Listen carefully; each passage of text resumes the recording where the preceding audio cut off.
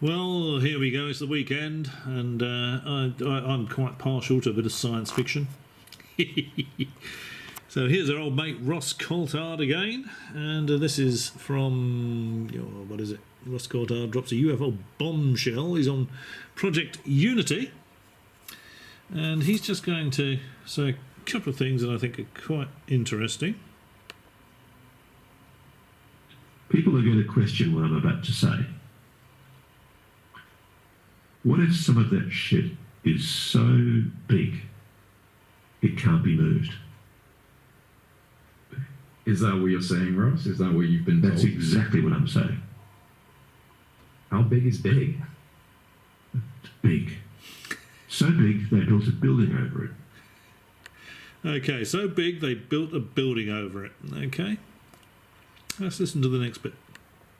In a country outside of the United States of America. Very convenient.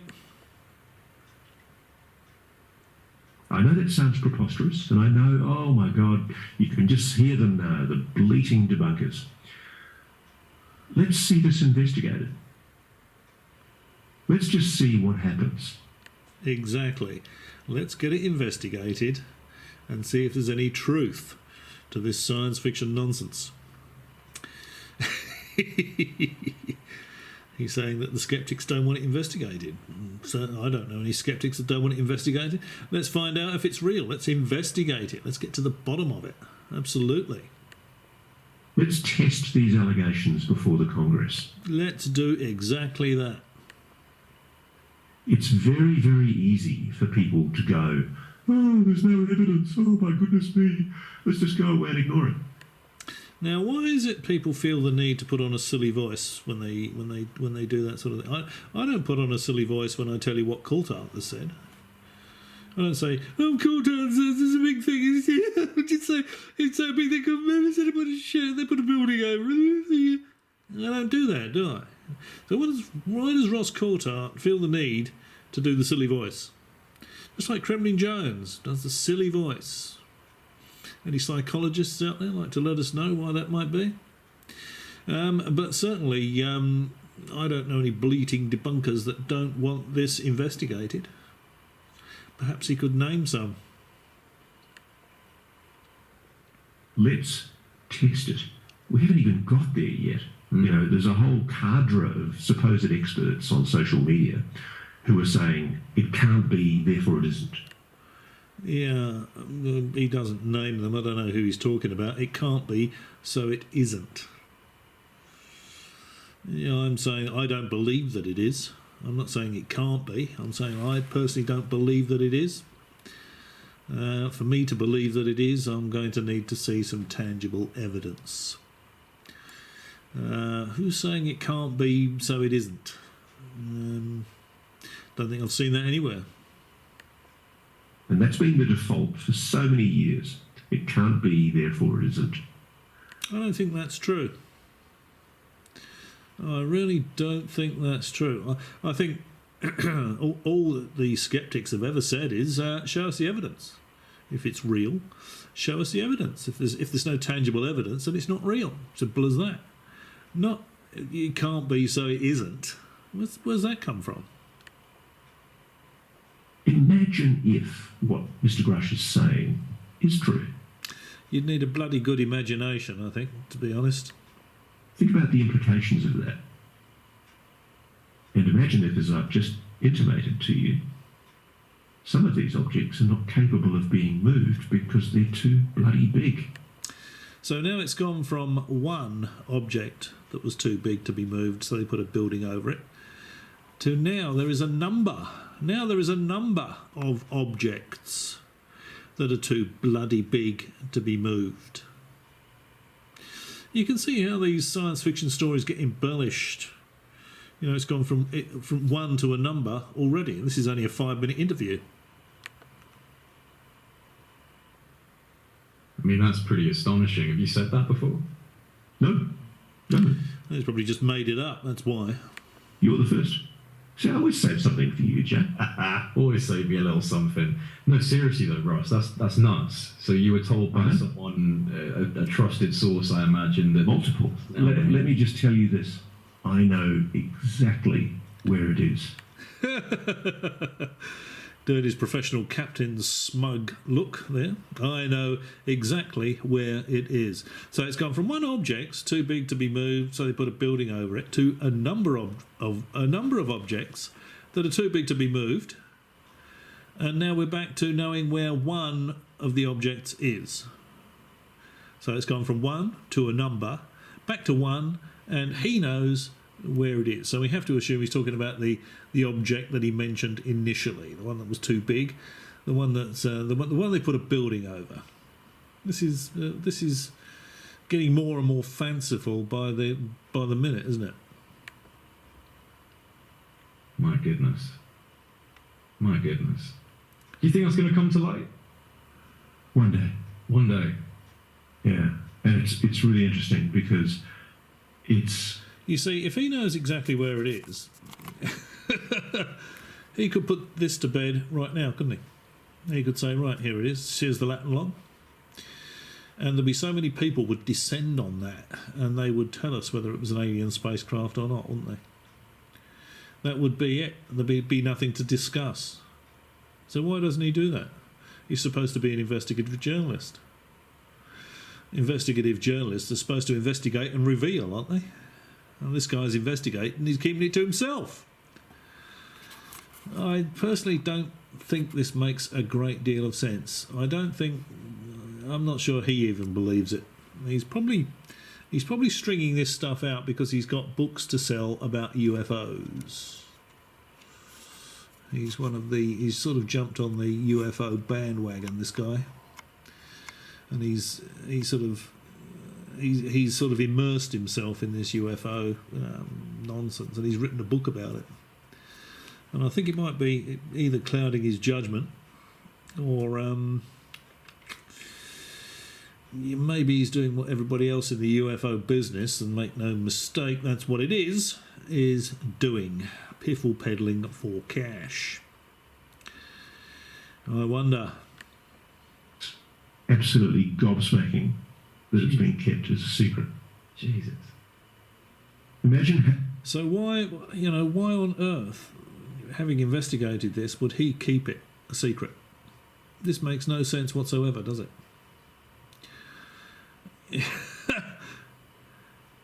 Yeah, I think it can only be because it would all be done and dusted very, very quickly. It'd all be over in 2 days if he said this is it here. Because people would descend on it and they would say it's a roller rink, there's no alien spacecraft here, and then his credibility would be completely gone, and all his supposed trusted sources that have told him about this is where it is. You can put anything they're going to say, not that we're going to find out who they are. You can just put a line through all of it as science fiction nonsense, because that's exactly what it is. And he's just doing his very best to keep the intrigue going.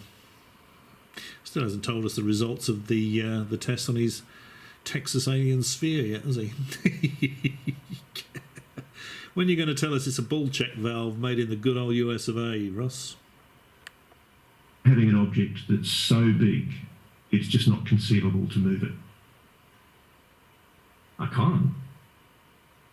Well, it's easy to conceive of an object that's so big it's not possible to move it. Can you imagine the USS Ronald Reagan being dropped in Central Park?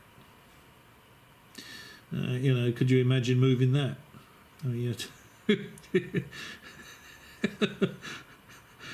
It's certainly conceivable to imagine an object that you can't move, isn't it? Would you want to lift up the Empire State Building and move that somewhere? This is just crazy stuff. There was another interview that he did, and I'm going to see if I can find the clip. He's talking to somebody. He might have even been talking to this guy in the extended version, because this is just a sort of an excerpt of this, where he said, "Oh yeah, the speeds. Oh yeah, fantastic speeds. Superluminal speeds." Now, how on earth would he know that? Who here would be capable of measuring an object moving at superluminal speeds? You couldn't track it on radar, could you? It's going to outrun the radar. It's going to outrun the radar pulses. So how would somebody, certainly somebody like this guy, know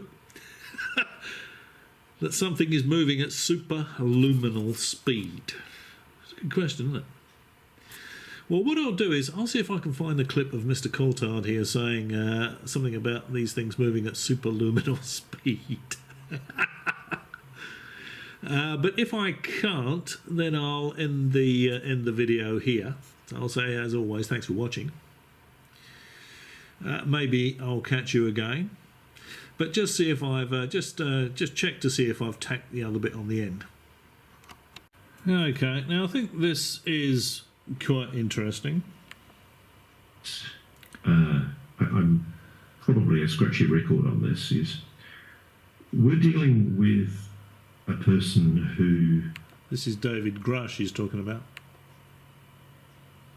...has been at the very highest levels of US intelligence, you know, who, as I've said in many interviews, has been responsible for helping draft the daily intelligence briefings for the president, and then has actually personally hand-delivered those briefings to the West Wing of the White House. David Grusch is cleared for over 2,000 special access programs with his top-secret SCI clearance. I mean, he's a golden boy inside the defence community, and I can tell you that when I started... And yet he has no first-hand experience with any ET materials. David Grusch has all these clearances, you know, all these special access programs. He's a golden boy in the intelligence world, you know, the defence and intelligence world. Yet he has no first-hand experience of ET materials. Now, if he's such a golden boy and he's got all these clearances, you would think all he would have to say is, look, you know, I've got a real interest in this, guys. You're telling me that you're involved in this program. Can I just come to work with you one day? Just have a look at it, see what you're doing. Actually look at this stuff, touch it, you know. It makes no sense whatsoever, does it? It cannot possibly be true, can it? None of it can be true. I mean, it can be true that he's got all the clearances and everything else, and it can be true that he's allegedly being told all this stuff by these other third parties, but it doesn't make any sense that Grusch has not been invited to see any of it, to touch any of it. Makes no sense whatsoever, does it? Okay, it's just another point that I think it's worth mentioning. I think this is worth a look as well.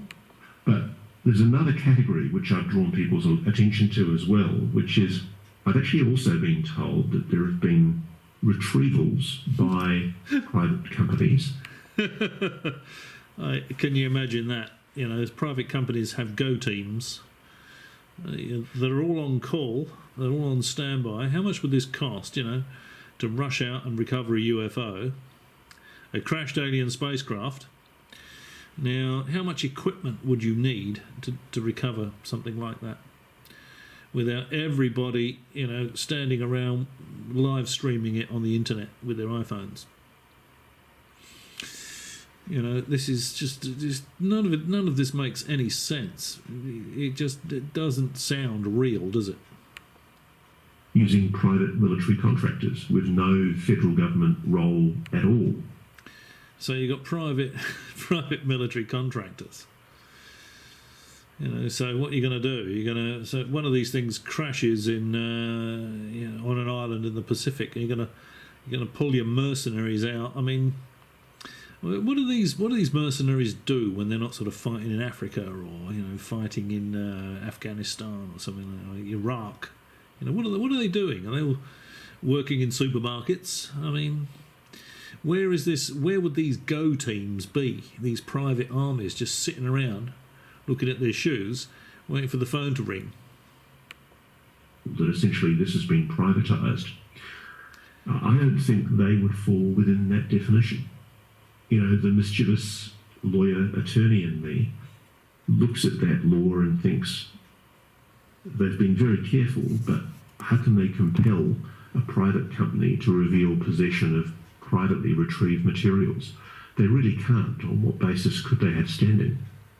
But I'm pretty sure that that legislation would capture a lot of what I'm aware of. So what he's been told, anyway. Yeah. So it's not entirely outside of the reservation of government. No. I mean, I think it's going to be very, very hard. And that was what I was told. I was told this was why one particular company was looking to divest itself of at least one of the technologies in its possession. Trying to what? One of the companies is trying to divest itself of one of the technologies in its possession. Okay? Doesn't name the company. It's probably going to be Bigelow Aerospace. And they probably want to divest themselves of it because Congress is going to want to see it, and it doesn't really exist. So they're going to have a reason to give to Congress as to why they can't present the tangible evidence. And that reason will be, well, we had it last week, but we sold it. Now, if it's all super secret and they want to divest themselves of it, what's stopping anybody buying it? You know, well, the Chinese buy it, or the Russians buy it, you know, or somebody unbeknownst to the aerospace company that is sponsored by, you know, working for these foreign powers, these foreign agencies. You know, a company wants to divest itself of this technology, you know. People would lap that up, wouldn't they? They wouldn't have any trouble divesting themselves of it. You know, they got an alien spacecraft on eBay, you know. I mean, there's going to be people that that are going to want to buy it. You know, this gets more and more ludicrous the more I hear. It just doesn't make any sense whatsoever, does it? Wash its hands clean before... Well, I think what they're trying to do is provide an opportunity for themselves in the wash-up, because they know that there's going to be a public accounting for this. They want to be able to say, look, we haven't just jealously kept this technology for ourselves for the last 70 or 80 years. No, they're going to want to say, well, love to show you, but we've divested ourselves of that technology. But we did have it, honest. It had made in the planet Tharg written on it. Complete and utter nonsense, isn't it? Unfortunately, I can't find the bit where he said superluminal, but I'm sure he knows he said it. And I'm sure I saw him and hear him say it. Some of these objects are superluminal, yeah, right. Be interesting to find out exactly how he knows that. What on earth would you use to measure the speed of a superluminal object, I wonder. Now, he's got a bit of a tangent here. It's still the same conversation with Project Unity. I'll leave a link to this video below so you can watch it in its entirety. But he's getting into pretty squirrely, on pretty squirrely ground here, I think. Gone off a bit of a tangent, but I'll just throw my two bobs worth in, as I usually do. Ben Van Kerkwijk, who's an Aussie guy who's moved to the US, and he's got a great YouTube channel called Uncharted X. And I think the episode I was talking about was when he'd done the first ever micrometer analysis on what is a pre-dynastic, like, you know, really old, possibly 5,000-year-old Egyptian vase sitting in the Cairo Museum. And it's beautiful. It's a beautiful object. And it's got handles on it. So we're talking about a civilization that barely just had bronze adzes. You know, they were using bronze metals. So they didn't have a lot of advanced technology. They didn't have machines. As far as we know, they didn't have lathes. And yet the tolerances on that vase were such that it just suggested, you know, begged the suggestion that there was some kind of advanced technology used to craft. Begs the question, was there some advanced technology used to craft the vase? And you hear a lot of this, this ancient technology. Aliens have been around, helped build the pyramids and all this sort of stuff, all this bloody nonsense. How do we know it's nonsense? How do we know aliens had nothing whatsoever to do with making this guy's vase? Or the pyramids? It's because the materials found in these objects are materials that were available at the time on Earth. There's no carbon fibre, there's no graphene, there's no PTFE. There's nothing that would definitively prove that there was a technology around in ancient times that there shouldn't have been. Everything, it doesn't matter how well made it is, how close the tolerances are, it's all made of stuff that was available at the time. So I think we'll wrap it up and leave it there. It's it's getting late, and I've got to get up for work tomorrow. So there's just a few clips of Ross Coulthard telling us what he thinks is going on. Anyway, a lot of strange stuff there. Really, he's really singing the praises of this David Grusch, had access to all these programs, such high clearance. He was involved with the UAP task force. Yet Dr. Fitzpatrick, who's running Arrow, doesn't want to know anything about him.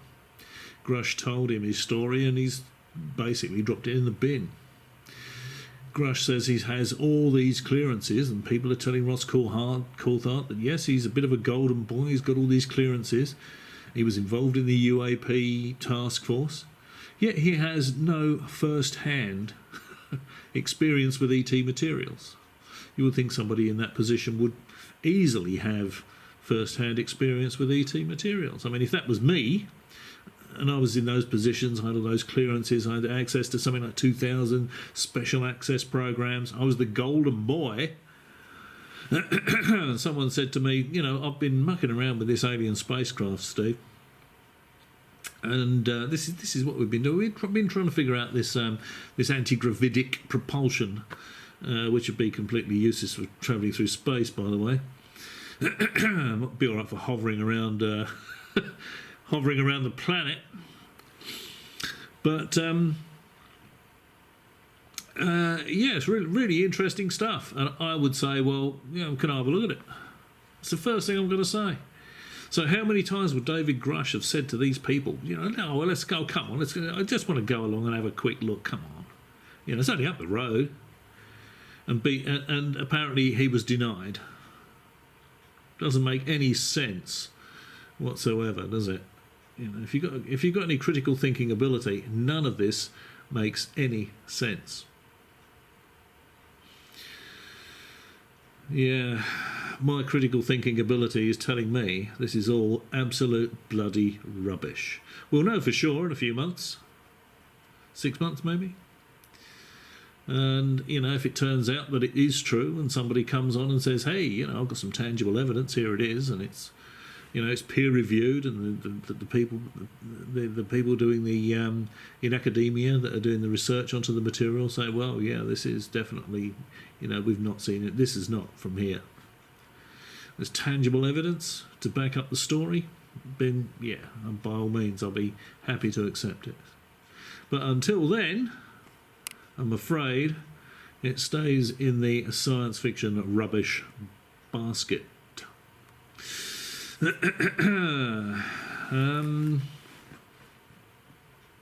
there anything else? No, I don't think so. I think I've mentioned Ross Coulthard's Texas Alien Ball. He must know the results of the analysis on that. We haven't heard that, so it's obviously a terrestrial ball check valve made in the good old US of A. Why don't you tell us, Ross? Why don't you tell us? Is it because you want to maintain the intrigue? Remember, he said there was a crashed alien spacecraft so big that they had to put a building over it. The next sentence was, there's a number of these objects that are too big to move. Where are they? And then he was back to he knows where the object is. So it's gone from one object to many objects, back to one object again. Sort of darting around all over the place, this story, isn't it? An investigative journalist that won't reveal the results of his investigation. Now, why is that? Because because as soon as he does, it's all going to fall in a heap, because people will go there and have a look. And so there's no alien spacecraft in here. It's a roller rink, you know. It's a cycle track, indoor cycle track. It's lots and lots of badminton courts. And then, of course, the entire credibility of the whole thing and all of his sources falls in a huge heap, doesn't it? If he was confident this was the case, he would say, here's the Latin long, go and have a look for yourself. Okay, well, that's my 2 bobs worth. Thanks for watching, as always, and maybe I'll catch you again.